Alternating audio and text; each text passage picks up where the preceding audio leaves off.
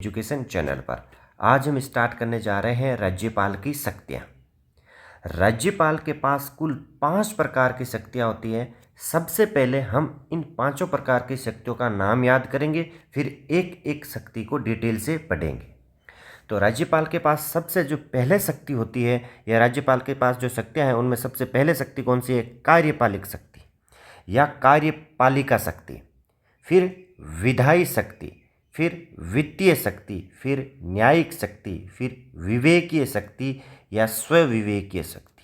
तो मेरे साथ एक बार फिर से बोलो, कार्यपालिका शक्ति, विधायी शक्ति, वित्तीय शक्ति, न्यायिक शक्ति और विवेकीय शक्ति। एक बार फिर से, कार्यपालिका शक्ति, विधायी शक्ति, वित्तीय शक्ति, न्यायिक शक्ति और विवेकीय शक्ति। चलो अब स्टार्ट करते हैं कार्यपालिका शक्ति। कार्यपालिका शक्ति स्टार्ट करने से पहले हमने जो पिछले लेक्चर में एक अनुच्छेद पढ़ा था, उस अनुच्छेद को वापस पढ़ते हैं। हमने पिछले लेक्चर में एक अनुच्छेद पढ़ा था, अनुच्छेद 154।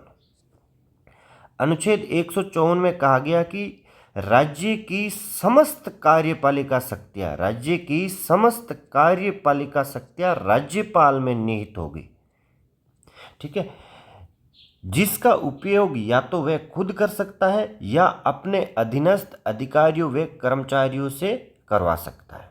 फिर से सुनना, अनुच्छेद 154 कहता है कि राज्य की समस्त कार्यपालिका शक्तियाँ राज्यपाल में निहित होगी, जिसका उपयोग या तो वह खुद कर सकता है या अपने अधीनस्थ अधिकारियों व कर्मचारियों से करवा सकता है। तो अपने अधीनस्थ अधिकारी व कर्मचारी लाने के लिए राज्यपाल क्या करता है? विभिन्न नियुक्तियां करता है। राज्य के कार्यों की पालना करवाने के लिए, राज्य के काम करवाने के लिए राज्यपाल क्या करता है? विभिन्न नियुक्तियां करता है। किस किस की नियुक्तियां करता है, इनको डिटेल से पढ़ना। मुख्यमंत्री की नियुक्ति करता है, सीएम की नियुक्ति करता है, 1 नंबर। फिर किसकी नियुक्ति करता है? सीओएम की नियुक्ति करता है, यानी काउंसिल ऑफ मिनिस्टर। मुख्यमंत्री की नियुक्ति होगी, मंत्रिपरिषद की नियुक्ति करता है। फिर करता है अपने नियुक्ति आरपीएससी के अध्यक्ष व सदस्यों की नियुक्ति करता है, यानी राजस्थान लोक सेवा आयोग के अध्यक्ष व सदस्यों की नियुक्ति करता है।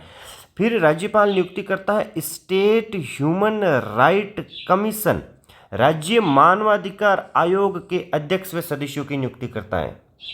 उसके बाद में राज्यपाल नियुक्ति करता है लोकायुक्त की। किसकी?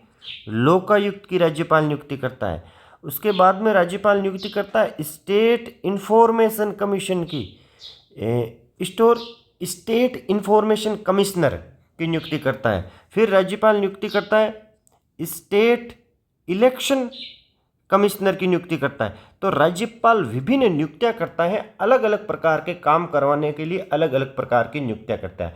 तो नियुक्तियों से रिलेटेड राज्यपाल के पास जो भी शक्तियां हैं वो सब कार्यपालिका शक्ति आएगी, या जितनी भी राज्यपाल नियुक्तियां करता है वो अपनी कार्यपालिका शक्ति के तहत नियुक्तियां करता है। तो राज्यपाल कौन कौन सी नियुक्तियां करता है, तो एक बार याद रखना, मुख्यमंत्री की नियुक्ति करता है, सीएम की, काउंसिल ऑफ मिनिस्टर यानी मंत्रिपरिषद की नियुक्ति करता है, आरपीएससी राजस्थान लोक सेवा आयोग के अध्यक्ष व सदस्यों की नियुक्ति करता है, स्टेट ह्यूमन राइट कमीशन यानी राज्य मानवाधिकार आयोग के अध्यक्ष व सदस्यों की नियुक्ति करता है।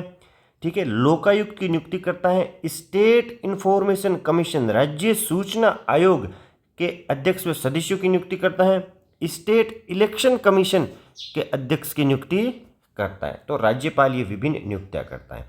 उसके बाद में उच्च न्यायालय के न्यायाधीशों की नियुक्ति में राष्ट्रपति को सलाह देता है। राज्यपाल क्या करता है? राज्यपाल करता है कि हाईकोर्ट के जो जज है उनकी नियुक्ति में राष्ट्रपति को राज्यपाल क्या देता है? सलाह देता है। ये चीज याद रखना। ठीक है, तो ये अपने पास हो गया कि उच्च न्यायालय के न्यायाधीशों की नियुक्ति में राष्ट्रपति को सलाह देता है। अब राज्य का जो प्रशासन है उसको सुचारू रूप से चलाने के लिए, कार्यविधि व नियम बनाता है। कौन बनाता है? राज्यपाल। इस चीज को याद रखना है कि राज्य के काम करवाने के लिए वो नियम बनाता है। क्या बनाता है? नियम। ठीक है, तो यहां इस नियम को अंडरलाइन कर देता हूं मैं। अब पढ़ते हैं विभिन्न राज्यों में, राजस्थान की बात नहीं हो रही, केवल 4 ही राज्य हैं जिनमें जनजाति कल्याण मंत्रियों की नियुक्ति करता है। मध्य प्रदेश के आगे छत्तीसगढ़, छत्तीसगढ़ के आगे उड़ीसा और इनके ऊपर झारखंड। ये 4 राज्य हैं। इन 4 राज्यों में वहाँ का राज्यपाल जनजाति कल्याण मंत्रियों की नियुक्तियाँ करता है, क्योंकि वहाँ पर जनजाति रहती है या जनजाति ज़्यादा रहती है। अब मैं इसको याद कैसे करते हैं उसको शॉर्ट में बता देता हूँ। इस कार्यपालिका शक्ति में आपको सिर्फ 3 ने याद करना है, 3 नी याद करना है। नी मतलब नियुक्तियाँ करता है, विभिन्न नियुक्तियाँ करता है। कौन कौन सी नियुक्तियाँ करता है ये डिटेल आप यहाँ से देख लेना इस जगह से। फिर अगले नी से याद रखना, नियम बनाता है। राज्य के काम को सुचारू रूप से चलाने के लिए क्या बनाता है? नियम बनाता है। फिर नी से याद रख लेना न्यायाधीश, या ने से याद रखना न्यायाधीश। हाईकोर्ट के न्यायाधीश की नियुक्ति में प्रेसिडेंट को क्या करता है? सलाह देता है। ये चीज़ याद रखना, ये वाली, इतना सा फॉर्मूला याद रखना, ठीक है। तो ये अपने पास होगी राज्यपाल की कार्यपालिका शक्तियाँ। कौन सी शक्तियाँ? कार्यपालिका शक्तियाँ। अब हम पढ़ने वाले हैं आगे विधायी शक्तियाँ। कौन सी शक्तियाँ? विधायी शक्तियाँ। विधायी शक्तियाँ पढ़ते हैं तो विधायी शक्तियाँ का क्या मतलब है कि राज्यपाल को विधानमंडल से रिलेटेड जो भी शक्तियाँ हैं, राज्यपाल के पास विधानमंडल से रिलेटेड जो भी शक्तियाँ हैं, उन शक्तियों को बोलते हैं विधायी शक्तियाँ। अब विधानमंडल होता क्या है? विधानमंडल 3 चीज़ों से मिलकर बना होता है, या हम ये कहें कि विधानमंडल के 3 अंग होते हैं। एक होता है विधानसभा और दूसरा होता है विधान परिषद। विधानसभा, विधान परिषद और तीसरा होता है राज्यपाल। विधानमंडल के ये 3 अंग होते हैं। राज्यपाल तो हम पढ़ ही रहे हैं, तो इसको एक बार भूल जाओ। अब किसी भी राज्य की बात करें, किसी भी राज्य में एक विधानमंडल तो होगा ही होगा, और उस विधानमंडल में 3 चीज़ें हो सकती हैं, अधिकतम 3 चीज़ें हो सकती है। तो न्यूनतम कितनी चीज़ें होंगी? न्यूनतम 2 चीज़ें होंगी, जिसमें विधान परिषद नहीं होगा। विधानसभा होना जरूरी है। किसी भी राज्य में अगर आप विधानमंडल बनाओगे तो विधानसभा बनना जरूरी है, विधान परिषद जरूरी नहीं है। भारत के केवल 6 ही राज्यों में विधान परिषद हैं और बाकी सभी राज्यों में विधानसभा हैं। जिन राज्यों में केवल विधानसभा हैं, जिन राज्यों में केवल विधानसभा हैं, ठीक है, उन राज्यों में मैं विधानमंडल बोलूं या विधानसभा बोलूं, एक ही बात है, क्योंकि विधान परिषद तो वहाँ पर है नहीं। और राज्यपाल तो हम पढ़ रहे हैं, तो इसको तो आपको सुनना है बस। इसको तो अभी एक बार आप साथ में काउंट मत करना। राजस्थान की बात करूं तो राजस्थान में केवल विधानसभा है। क्या है? विधानसभा। इसका मतलब राजस्थान में मैं या तो विधानसभा बोलूं या विधानमंडल बोलूं, एक ही बात है, क्योंकि विधानमंडल में केवल विधानसभा ही है। इस चीज़ को ध्यान रखना। तो राज्यपाल को विधानसभा से रिलेटेड, राजस्थान की बात करें तो राज्यपाल को विधानसभा से रिलेटेड या विधानमंडल से रिलेटेड जो भी शक्तियाँ प्राप्त है, उन सभी शक्तियों को हम बोलते हैं विधायी शक्तियाँ। कौन सी शक्तियाँ? विधायी शक्तियाँ। तो राज्यपाल के पास पहली विधायी शक्ति क्या है? विधानसभा का सत्र बुला सकता है और स्थगित कर सकता है। आप सबको पता है कि सारे के सारे कानून कहाँ पर बनते हैं? विधानसभा में बनते हैं। तो विधानसभा में कानून कब बनते हैं? जब एमएलएज क्या होते हैं वहाँ पर आएंगे, कोई बिल लेकर के आएगा और वो बिल पास हो जाएगा, उसके बाद कानून बनते हैं। तो वो बिल पास कब होगा वो तो बाद की बात है। सबसे पहले उनको बुलाए तो सही कि आप आओ, ठीक है, इस टाइम आपकी मीटिंग है, इस टाइम आपकी बैठक है। तो ये काम करता है राज्यपाल। क्या करता है कि विधानसभा का सत्र बुलाता है और उसे स्थगित करता है। इसको ऐसे भी लिख सकते हैं, सत्र आहूत करना, सत्र आहूत करना और सत्रावसन करना, सत्र आहूत करना और सत्रावसन करना, ठीक है। अब एमएलएज क्या हुए? अब एमएलएज क्या आ गए, आने के बाद वो लेकर के आए बिल लाने के बाद में वो बिल अगर पास हो गया विधानसभा से तो किसके पास जाएगा? राज्यपाल के पास, ठीक है। अब राज्यपाल उस बिल को, ठीक है, जो लेकर के आया कोई एमएलए कि इस बात पर कानून बनना चाहिए, ठीक है, उस बिल को पास कर दिया विधानसभा ने। अब किसके पास जा रहा है? राज्यपाल के पास जा रहा है। तो राज्यपाल उस विधेयक को मंजूरी दे सकता है, नहीं दे सकता है, दे सकता है, नहीं दे सकता है, रोक सकता है। ये तीनों काम राज्यपाल कर सकता है। ठीक है, अगर राज्यपाल उसको मंजूरी दे दे तब तो ठीक है, वो बिल विधेयक बन गया और कानून बन गया। नहीं दे, अपने पास रख सकता है, कोई कारण नहीं बताए तो भी रख सकता है, या रद्द कर सकता है यानी वापस भेज सकता है, या खारिज कर सकता है तो भी राज्यपाल कर सकता है। या एक और बात है, उसको ध्यान से सुनना। अनुच्छेद 201 के तहत उस विधेयक को राष्ट्रपति के पास भेज सकता है। ध्यान रखना, अनुच्छेद 200 के तहत तो राज्यपाल किसी विधेयक को मंजूरी दे सकता है, नहीं दे सकता है, रोक सकता है, ये वाली बात है। अनुच्छेद 201 में कहा गया है कि विधेयक को राज्यपाल राष्ट्रपति के पास भेज सकता है। कौन से विधेयक को राष्ट्रपति के पास भेज सकता है? वे विधेयक जिसमें संविधान की व्याख्या से संबंधित कोई प्रश्न है, राज्यपाल को लगे कि इस कानून में संविधान की व्याख्या से संबंधित कोई प्रश्न है, इसलिए इसको मैं राज्यपाल क्या करता है? राष्ट्रपति के पास भेजता है, या इसलिए इसको मैं राष्ट्रपति के पास भेजता हूँ। तो ध्यान रखना इस चीज़ का। 200 में तो लिखा है कि विधेयक को मंजूरी दे सकता है राज्यपाल, 201 में लिखा है कि राष्ट्रपति के पास भेज सकता है। ध्यान रखना। अब जिन राज्यों में विधान परिषद है, उन राज्यों में 1/6 सदस्यों को मनोनीत कौन करता है? राज्यपाल करता है। किसमें? विधान परिषद में। ये बात कही है अनुच्छेद 171(3) में, इसको अच्छे से याद रखना। अनुच्छेद 171(3) कि विधान परिषद में 1/6 सदस्य, याद रखना 1/6 हैं। कितने हैं? 1/6, और इस 6 का आधा याद रख लेना 3। तो 171(3) में ये कहा गया है कि विधान परिषद में 1/6 सदस्यों का मनोनयन राज्यपाल करेगा। अब सबसे इंपॉर्टेंट है अध्यादेश जारी करना, ये वाली बात। राज्यपाल अध्यादेश जारी कर सकता है। अब अध्यादेश जारी कर सकता है तो अध्यादेश होता क्या है उसको समझना। यहां पर बताता हूं अध्यादेश क्या होता है।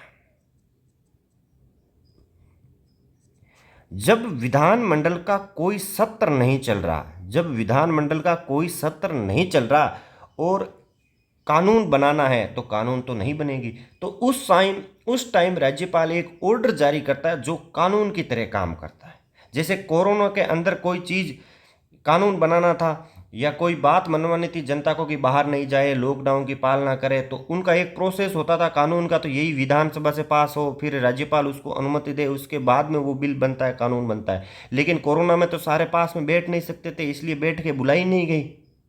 तो जब बैठ के बुलाई नहीं गई, सत्र बुलाया नहीं गया, तो फिर भी अपने को कानून बनाना था, तो उस समय अध्यादेश जारी किए जाते हैं। तो राज्यपाल ने ऑर्डर जारी किया, वो कानून की तरह काम करता है। ठीक है, तो अब जब विधानमंडल में कोई सत्र नहीं चल रहा होता है तो राज्यपाल क्या करता है? एक आदेश देता है।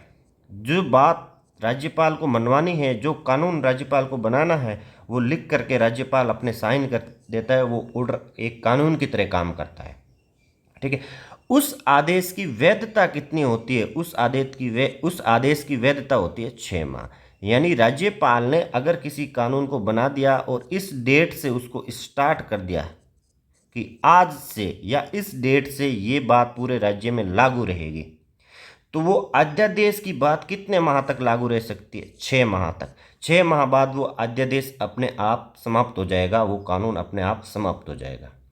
अगर 6 महीने के बाद भी उसे लागू रखना है तो विधानमंडल के जो अब सत्र आगे हैं, ठीक है, तो उन्हें सत्र के द्वारा, विधानसभा के द्वारा, राजस्थान की बात करें, विधानसभा के द्वारा उसे पास करना चाहिए। विधानसभा अगर उस अध्यादेश को स्वीकार कर लेती है तब तो वो बन जाता है कानून, अगर स्वीकार नहीं करती है तब वो कानून नहीं बनता। ध्यान रखना, स्टार्टिंग की डेट से अधिकतम 6 माह तक उसकी वैधता रहती है।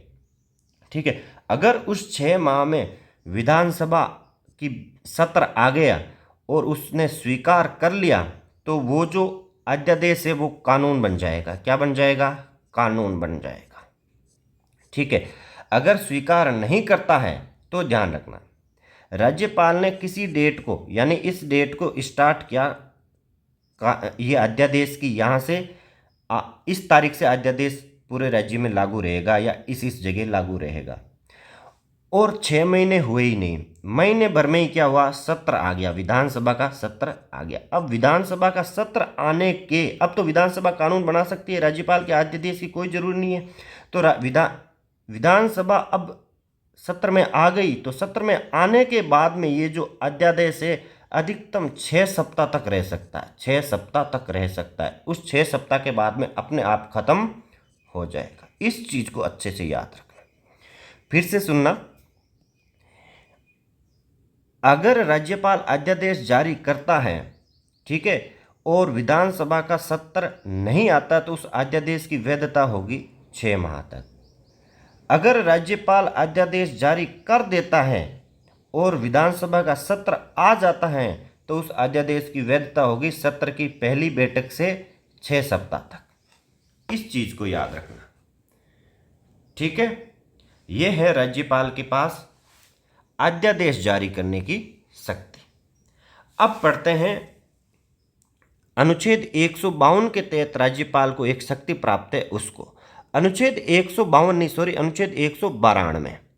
अनुच्छेद 192 में कहा गया कि सदस्यों की अयोग्यता का निर्धारण, योग्यता का नहीं, अयोग्यता का निर्धारण करना। राज्यपाल क्या करता है, जो एमएलए चुन करके आ गए हैं वो योग्य है या नहीं, अगर किसी ने उनको चुनौती दे दिए या राज्यपाल को ऐसे लगे कि ये जो सदस्य चुन करके आए हैं ये योग्य नहीं है, अयोग्य हैं, ठीक है, इनने कुछ गड़बड़ की है, कुछ घोटाला किए जिसके कारण ये चुन करके आए हैं, तो राज्यपाल उनकी अयोग्यता का निर्धारण करेगा। इलेक्शन कमीशन ऑफ इंडिया यानी भारतीय चुनाव आयोग की सलाह से क्या करेगा, उसकी अयोग्यता का निर्धारण करेगा। अच्छे से याद रखना एक चीज, यहां पर ही बता देता हूं, दल बदल संबंधित अयोग्यता का निर्धारण करता है विधानसभा का अध्यक्ष। कौन करता है, विधानसभा का अध्यक्ष। जबकि सदस्यों की अयोग्यता का निर्धारण कौन करता है, राज्यपाल करता है, और इलेक्शन कमीशन ऑफ इंडिया की सलाह से करता है कि उसका चुनाव किस प्रकार से हुआ। चुनाव कौन करवाता है, इलेक्शन कमीशन ऑफ इंडिया करता है, उसकी सलाह से राज्यपाल उसकी अयोग्यता का निर्धारण करता है। याद रखना इस चीज को, 192 में, अनुच्छेद 192। अब पढ़ते हैं विधानसभा में विभिन्न प्रतिवेदन रखवाना, जैसे आरपीएससी, राजस्थान लोक सेवा आयोग है जो विभिन्न भर्तियां कराता है, उसकी एनुअल रिपोर्ट, प्रतिवेदन मतलब क्या है, एनुअल रिपोर्ट, वार्षिक रिपोर्ट रखवाता है, ठीक है। उसके बाद में स्टेट इंफॉर्मेशन कमीशन है, उसकी रिपोर्ट, इसके बाद में स्टेट फाइनेंस कमीशन है, उसकी रिपोर्ट रखवाता है। तो विधानसभा में ये विभिन्न प्रकार की रिपोर्ट रखवाता है। ये कौन सी शक्तियां हैं राज्यपाल की, विधायी शक्तियां। कौन सी शक्तियां हैं, विधायी शक्तियां।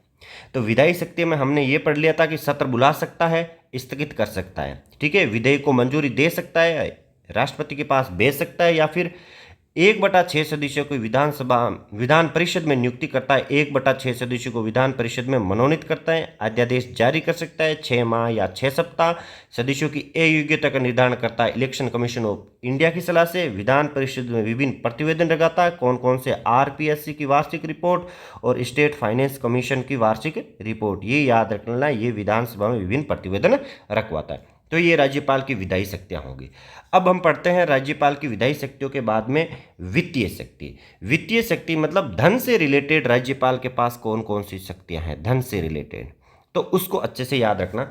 राज्य का जो बजट होता है वो राज्यपाल की अनुशंसा पर ही विधानसभा में प्रस्तुत किया जाता है। राजस्थान में तो विधानसभा ही है, तो विधानसभा की बात करें या फिर विधानमंडल की बात करें तो वार्षिक जो बजट होता है उस बजट को राज्यपाल प्रस्तुत करवाता है। फिर धन विधेयक को पूर्व अनुमति देता है कि धन विधेयक लेकर के आ रहे हैं सरकार, उस धन विधेयक को लाने से पहले राज्यपाल की पूर्व अनुमति चाहिए होती है, पूर्व अनुमति चाहिए होती है, राज्यपाल उसको पहले अनुमति देता है, ठीक है, या राज्यपाल की पहले अनुमति के बाद में ही धन विधेयक आ सकता है। तो राज्यपाल के पास ये शक्ति है कि धन विधेयक को अनुमति देता है, वो राज्य का बजट रखवाता है। उसके बाद में राज्य वित्त आयोग, स्टेट फाइनेंस कमीशन जो है उसका गठन भी राज्यपाल करता है। ये पैसों से जुड़ा हुआ आयोग है, ठीक है, राज्य के पैसे कहाँ कितने खर्च होने चाहिए उससे जुड़ा हुआ ये आयोग है। तो पैसों से जुड़ा हुआ आयोग है तो वित्तीय शक्तियों में आएगा। ठीक है, तो इसका गठन भी कौन करता है? राज्यपाल करता है। फिर अनुदान की मांग पर मतदान राज्यपाल की अनुमति से किया जाता है। इस चीज को ध्यान रखना।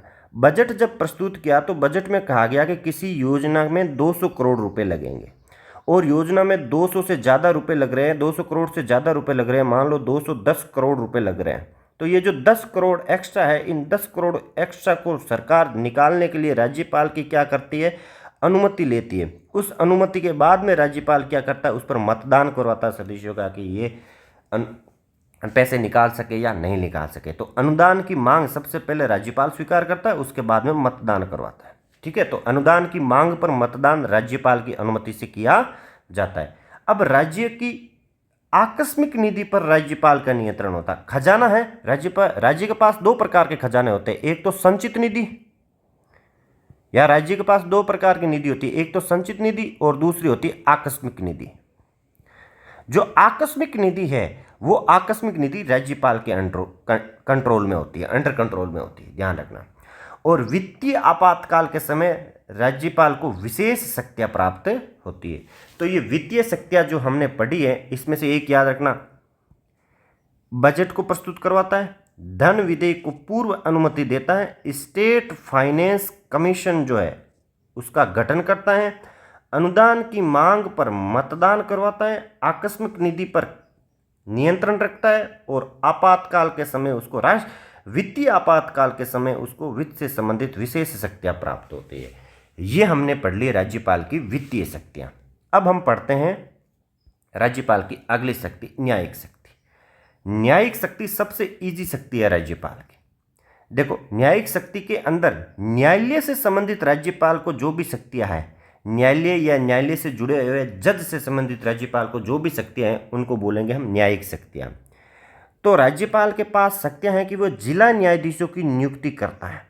तो ये न्यायाधीशों की नियुक्ति करता है, इसलिए न्यायिक शक्ति है। जिला न्यायाधीशों की नियुक्ति करता है अनुच्छेद 233 के तहत, ध्यान रखना, न्यायिक शक्तियों के तहत वो क्या करता है? जिला न्यायाधीशों की नियुक्ति करता है अनुच्छेद 233 के तहत। अनुच्छेद 217 के तहत जो हमने पिछली बार भी पढ़ा था कि प्रेसिडेंट राष्ट्रपति को हाईकोर्ट के न्यायाधीश की नियुक्ति में सलाह देता है। क्या देता है? सलाह देता है। तो ध्यान रखना, जिला न्यायाधीशों की नियुक्ति करता है और हाईकोर्ट के न्यायाधीशों की नियुक्ति में सलाह देता है। फिर उसके पास में ये इंपॉर्टेंट शक्ति है अनुच्छेद 161 वाली। न्यायिक शक्ति राज्यपाल की जो है अनुच्छेद 161 वाली सबसे इंपॉर्टेंट है। अनुच्छेद 161 के तहत राज्यपाल के पास विभिन्न प्रकार की शक्तियां होती है, 5 प्रकार की शक्तियां होती है, 5 प्रकार की समाधान शक्तियां होती है। या तो वह किसी व्यक्ति की सजा को क्षमा कर सकता है, या उसके ऊपर विराम लगा सकता है, या उस पर प्रविलंबन की शक्ति का प्रयोग कर सकता है, या परिहार की, या लघुकरण की। कुल मिला के 5 प्रकार की शक्तियों का प्रयोग कर सकता है। ये समाधान क्या है, विराम क्या है, प्रविलंबन क्या है, परिहार, लघुकरण, इनको हम पढ़ेंगे, हाईकोर्ट पढ़ेंगे उस टाइम। अभी याद रखो कि राज्यपाल के पास अनुच्छेद 161, कितना? अनुच्छेद 161 के तहत 5 प्रकार की शक्तियां हैं। कैसे याद रखोगे? ये वाला नाम याद रखना, छवि पर्पल, ल। इस छवि का मतलब है समाधान, वी का मतलब है विराम, पे का मतलब है प्रविलंबन, इस प्रे का मतलब है परिहार और ले का मतलब है लघुकरण। तो राज्यपाल के पास ये 5 प्रकार की शक्तियां हैं। कौन कौन सी याद रखना है? पर्पल, ये लिखो, छवि पर्पल, छवि पर्पल, समाधान, विराम, प्रविलंबन, परिहार और लघुकरण। राज्यपाल के पास अनुच्छेद 161 के तहत ये 5 प्रकार की शक्तियां हैं। इसको अच्छे से याद रख लेना कि राज्य की समाधान की शक्तियां कौन से अनुच्छेद के तहत है, राज्यपाल में संविधान की शक्तियां कौन से अनुच्छेद में निहित है, तो 161 में। ठीक है, अब पढ़ते हैं अपन अगली शक्ति, विवेकीय शक्ति। राज्यपाल के पास विवेकीय शक्तियां भी है, यानी कि वो अपने दिमाग का काम ले सकता है। ठीक है, उसको मंत्रिपरिषद की सलाह की आवश्यकता होती है हर काम में, लेकिन वो विवेकीय काम भी कर सकता है। तो विवेकीय शक्तियां उसको कौन कौन सी शक्तियां प्राप्त हैं? विधानसभा को समय से पूर्व भंग करना। अगर राज्यपाल को लगे कि विधानसभा में स्पष्ट बहुमत नहीं रहा है सरकार के पास, ठीक है, तो उस विधानसभा को समय से पूर्व भंग कर सकता है। अगर राज्यपाल को लगे कि राज्य का जो कानून है संविधान के अनुसार नहीं चल रहा है, राज्य की जो व्यवस्था है वो संविधान के अनुसार नहीं चल रही है, तो वो राष्ट्रपति शासन की मांग कर सकता है। ध्यान रखना, राष्ट्रपति शासन की अनुशंसा कर सकता है। ठीक है। अब किसी विधेयक को राष्ट्रपति के अनुमोदन के लिए भेज सकता है, ये उसकी विवेकीय शक्तियां है कि किस विधेयक को राष्ट्रपति के अनुमोदन के लिए भेजना है। उस विधेयक को भेजता है जिसमें संविधान की व्याख्या से संबंधित कोई प्रश्न उठता है, तो उस संविधान की व्याख्या से संबंधित उसमें प्रश्न है या नहीं है, ये राज्यपाल डिसाइड करता है। ठीक है। तो विधेयक को राष्ट्रपति के अनुमोदन के लिए भेजना। त्रिशंकु की स्थिति में मुख्यमंत्री की नियुक्ति करना। सबसे पहले तो त्रिशंकु की एक कहानी है, उसको आप नेट से सुनना।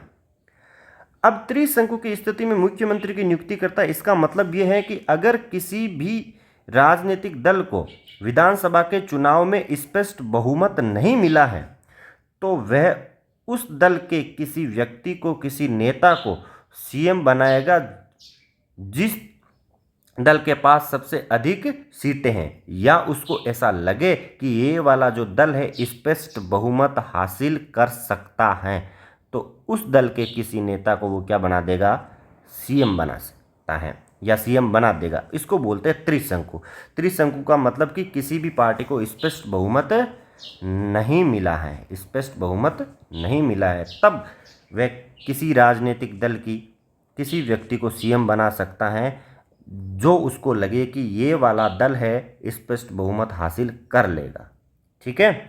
उसके बाद में मुख्यमंत्री के विरुद्ध एफआईआर की अनुमति कौन दे सकता है, राज्यपाल दे सकता है। तो ये राज्यपाल की विवेकीय शक्तियां हैं। ठीक है। तो हम एक बार फिर से इसका रिवीजन कर लेते हैं। सबसे पहले हमने पढ़ी राज्यपाल की शक्तियां। राज्यपाल की शक्तियों में कितने प्रकार की शक्तियां हैं, कार्यपालिका शक्तियां, फिर विधायी शक्तियां, वित्तीय शक्तियां, न्यायिक शक्तियां।